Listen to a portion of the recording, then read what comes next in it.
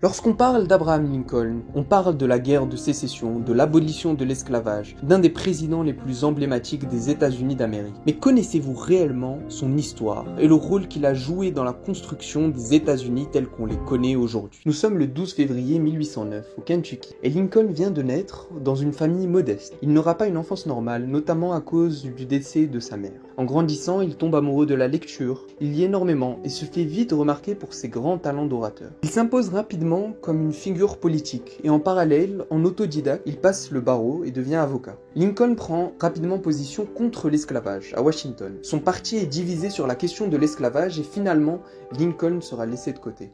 À l'âge de 40 ans, Lincoln se retrouve alors sans parti et avec une carrière politique probablement finie. En parallèle, les États-Unis deviennent de plus en plus divisés. Les tensions entre les personnes ayant des avis différents quant à la question de l'esclavage augmentent et des tueries éclatent. Lincoln décide alors de revenir dans la vie politique et de devenir président. Il fait alors de nombreux discours et la justesse de ses mots arrive à convaincre son audience. Petit à petit, il devient le favori pour gagner l'élection de 1860. Un mois après qu'il gagne l'élection, l'État de Caroline du Sud déclare quitter les États-Unis. Le pays est au bord d'une fracture et pour l'empêcher, le Congrès essaye même d'inscrire l'esclavage dans la Constitution américaine pour que celle-ci devienne un droit. Lincoln est furieux, plutôt mourir que de laisser une telle chose arriver. Quelques mois plus tard, 6 États du Sud ont rejoint la Caroline du Sud et ont quitté les États-Unis. Et le 12 avril 1861, la guerre de sécession commence. Lincoln arrête directement des milliers de sympathisants confédérés et ignore l'ordre de la Cour suprême de les libérer. Il supprime la liberté de la presse et met en place la loi martiale